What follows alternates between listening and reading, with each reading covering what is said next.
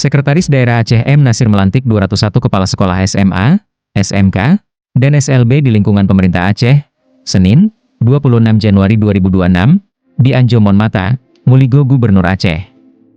Dalam pelantikan itu, Sekda menegaskan peran strategis kepala sekolah dalam menyelamatkan masa depan pendidikan Aceh.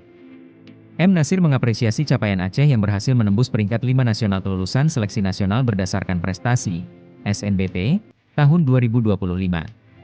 Capaian tersebut, kata dia, merupakan hasil dedikasi dan kerja keras para insan pendidikan di Aceh. Terima kasih atas dedikasi dan kerja keras yang telah mendorong peringkat Aceh di tingkat nasional, katanya.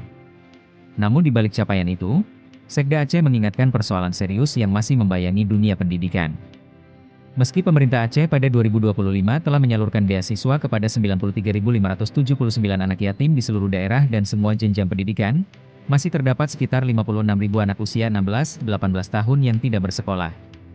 Kalau ini tidak cepat kita tangani, maka akan menjadi bom waktu bagi proses pembangunan Aceh, tegas M. Nasir. Ia berharap para kepala sekolah yang baru dilantik mampu menurunkan angka tersebut secara signifikan dalam 5 tahun ke depan. Menurutnya, pelantikan kepala sekolah bukan sekadar rotasi jabatan, melainkan bentuk kepercayaan negara. Kepala sekolah memiliki peran penting dalam menentukan iklim dan arah pendidikan di satuan pendidikan masing-masing.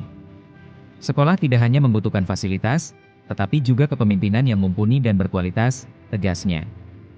M. Nasir juga menyoroti tantangan pasca bencana yang masih dihadapi sejumlah lembaga pendidikan di Aceh. Ia mendorong para kepala sekolah untuk menjadi motor pemulihan sekaligus penggerak peningkatan prestasi pendidikan. Ciptakan lingkungan sekolah yang inklusif dan aman bagi anak, pesan Sekda. Selain itu, ia meminta seluruh kepala sekolah turut menyukseskan program makan bergizi gratis, MBG, sebagai upaya pemerintah menciptakan generasi unggul, cerdas, dan bebas stunting.